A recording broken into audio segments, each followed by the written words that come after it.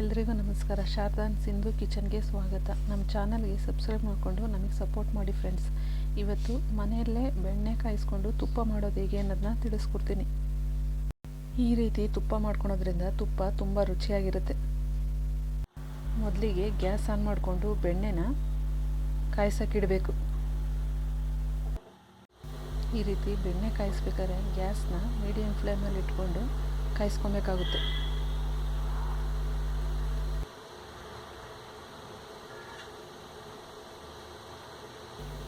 ಈ ರೀತಿ ಬೆಣ್ಣೆ ಎಲ್ಲ ಕರಗಿದ ಮೇಲೆ ಹುರಿದು ಪುಡಿ ಮಾಡಿದ್ದ ಮೆಂತ್ಯ ಪೌಡ್ರನ್ನ 1 ಸ್ಪೂನ್ ಹಾಕಬೇಕಾಗುತ್ತೆ.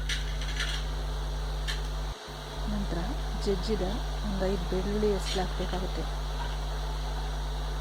2 ಏಲಕ್ಕಿನ ಜಜ್ಜಿ ಹಾಕಬೇಕು.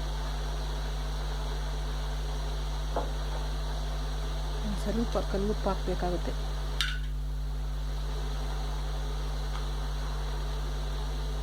ನಂತರ ಇದಕ್ಕೆ ಸ್ವಲ್ಪ ಅರಿಶಿನ ಪುಡಿ ಹಾಕಬೇಕು.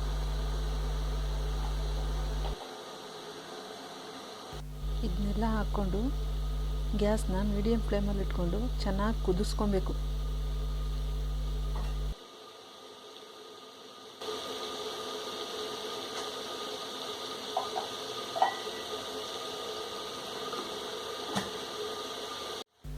ನಂತರ 1 ಸ್ಪೂನ್ನಿಂದ ನೀಟಾಗಿ ತಿರುಗಿಸ್ಕೊಬೇಕಾಗುತ್ತೆ.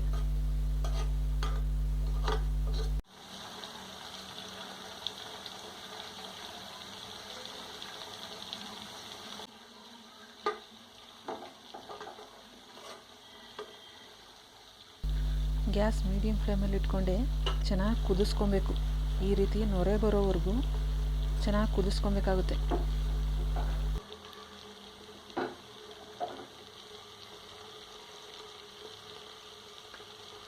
ಈ ರೀತಿ ನೊರೆ ಬಂದಾಗ ಗ್ಯಾಸ್ನ ಆಫ್ ಮಾಡಬೇಕಾಗುತ್ತೆ. ಈ ರೀತಿ ನೊರೆ ಬಂದಮೇಲೆ ತುಪ್ಪ ಚೆನ್ನಾಗಿ ಕಾದಿರುತ್ತೆ. ಇನ್ನೂ ಜಾಸ್ತಿ ಹೊತ್ತು ಬಿಟ್ಟರೆ ತುಪ್ಪ ಸೀದೋಗ್ಬಿಡುತ್ತೆ.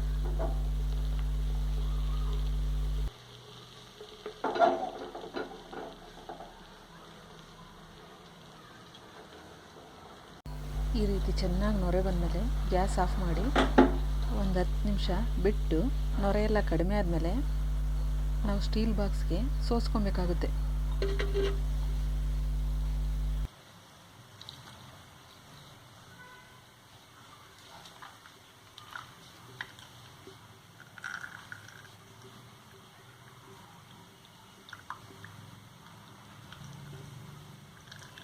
ಈ ರೀತಿ ಮನೆಯಲ್ಲಿಯೇ ಬೆಣ್ಣೆಯಿಂದ ತುಪ್ಪ ಕಾಯಿಸ್ಕೊಳೋದ್ರಿಂದ ತುಪ್ಪ ತುಂಬ ರುಚಿಯಾಗಿರುತ್ತೆ.